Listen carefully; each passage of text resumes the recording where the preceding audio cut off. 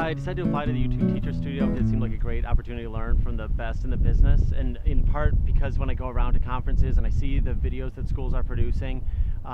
really the quality is not as good as I think it could be, or as good as even what we see some students producing. And I wanted to be able to both share ideas with colleagues and then learn some new ideas about how to improve the overall quality of video,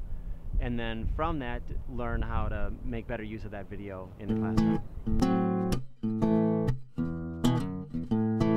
My single biggest takeaway from the workshop really centered around the whole concept of cognitive load, because a lot of times when we talk about video in the classroom, we talk about trying to meet kids where they're at and like give them video because they like the really busy stuff, and they like constant images, and people are always playing like the introduction to, you know, Sports Center or something and being like, look how many clips there are, this is how we have to make our classroom. And so I think teachers tend to associate video sometimes with like a real busy environment, and it scares them off a little bit. But the things that we learned about cognitive load suggested exactly the opposite, that by using a well-crafted video before class as a way of preparing students for what they're going to learn, you're actually going to give them a more relaxed learning environment and better prepare them for the learning, and then have a better outcome on the far end.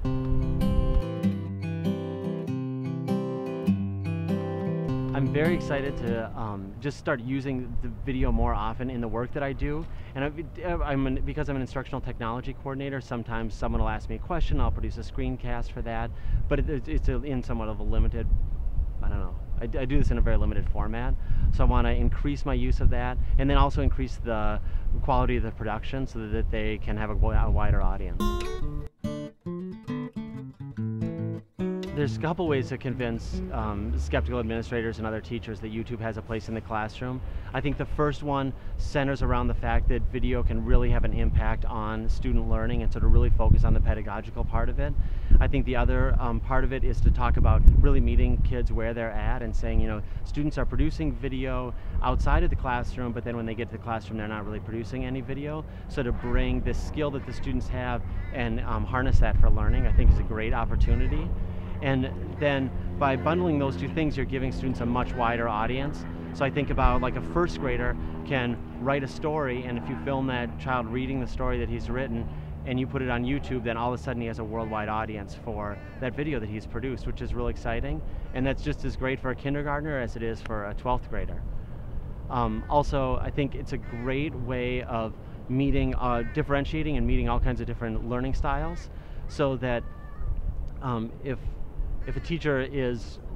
teaching a math lesson and you happen to be absent that day, if I just screencast what I'm teaching in class that day, I put it up on the web, then everybody can go back and watch it. And if a student in class maybe missed something, wanted to hear part of the lecture again, they can just go and just hear the one part of the lecture they wanted to hear, to really make sure that they understand the concept.